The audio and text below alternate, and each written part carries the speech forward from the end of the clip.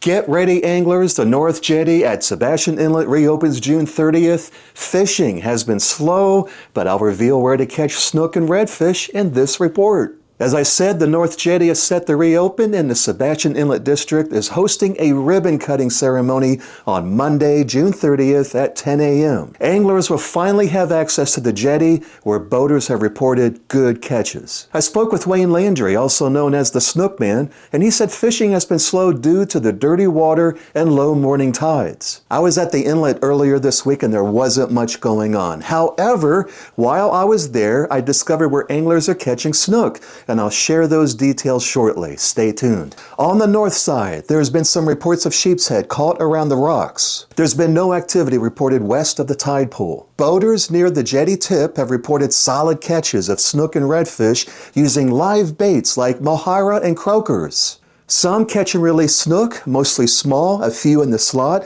have been caught on both tides using live mohira, croakers, and shrimp. The outgoing tide at the South Jetty tip has also produced catfish and puffers, so watch out. Also, tired of being bit by those no-see-ums? They're everywhere right now at the Sebastian Inlet, and they're biting anglers as they fish. However, I have the perfect solution, and that's coming up. At the T-dock, fishing has been average at best. On the incoming tide, a few nice snook have been caught near the cleaning station using live mohira. On the outgoing tide, when greenies show up, anglers have caught decent Spanish mackerel using live greenies, small jigs, and swim baits. Mangrove snapper are not biting well yet due to the water temperature. They prefer 80 degrees. A few small, undersized snapper have been caught at this location. For surf fishing, clean water is present on the north side, but low morning tides have slowed fishing. On the south side of the jetty, dirty water conditions have limited catches to catfish, puffers, and stingrays. And if you're getting value from this report, let me know by clicking on the like button. Here are the current conditions at Sebastian Inlet. The water and air temperatures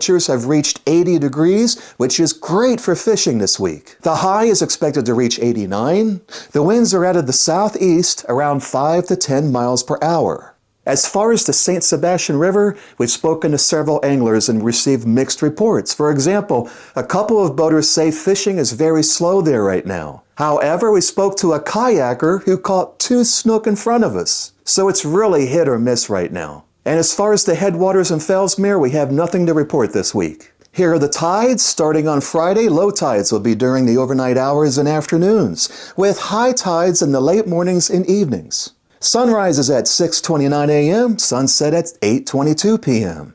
Now let's talk about the no-see-ums. Anglers are getting bit by these pests, and they are annoying while fishing at the Sebastian Inlet. I have some tips on how to control them. 1. Time your visit. No-see-ums are most active at dawn and dusk. Visit Sebastian Inlet during midday hours to minimize exposure, as they are less active when the sun is high. Number 2. Wear protective clothing. Cover as much skin as possible with light-colored, long-sleeve shirts, long pants, and high socks. No-see-ums are attracted to dark colors, and their small size allows them to bite exposed areas like ankles and arms. Number 3. Use insect repellents specifically labeled for no-see-ums. I personally use a natural one from Avon. It's called Skin So Soft Bug Guard, and it works very effectively. I placed a link in the video description below where you can buy this Avon Skin So Soft Guard. You can buy it right now on sale. It's a little pricey, but it will last you longer than the typical repellent. And I believe it works better. Number 4, if bitten by a no-see-um, wash the area with soap and water to reduce saliva and reduce irritation. Some anglers report relief from natural remedies like 50-50 white vinegar in a water mix, or simply using tea tree oil. Now, since the North Jetty is reopening this week,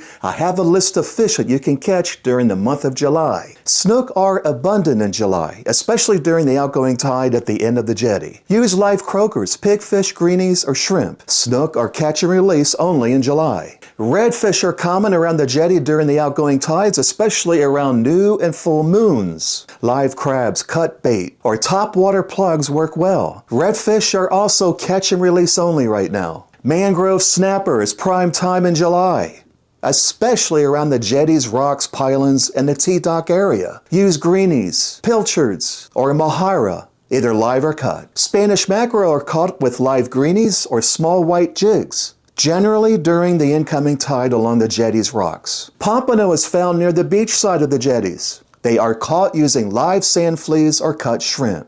And of course the jacks will be around. They like to chase the mullet schools at the inlet. They're caught with live bait, large silver spoons or jigs, especially during incoming tides. They are a lot of fun to catch, but not ideal to eat. And with the North Jetty reopening, let's go over some of the guidelines. The North Jetty is ADA accessible. Umbrellas are permitted for shade, but cannot be attached to railings or structures. Canopies and cabanas are prohibited on the jetty. July is hot and humid. Bring water, sunscreen, and shade. Wear non-slip shoes, as jetties can be slippery. Watch for strong currents and waves during outgoing tides. Respect sea turtles nesting on the nearby beaches. Do not disturb nests or wildlife. Dispose all trash in the bins provided at the jetty to protect the ecosystem. Alcohol consumption is prohibited on the jetty. Carts and equipment are not allowed on the walkway between the railings and the painted yellow lines. Keep them in the center of the jetty. Read the instructions and rules on the information boards located as you walk on the jetty. I'd love to know your thoughts about this week's fishing. Just drop me a comment below. Subscribe to this channel if you haven't done so already to receive these updates. I'm Andy Hodges for the Sebastian Inlet Fishing Report.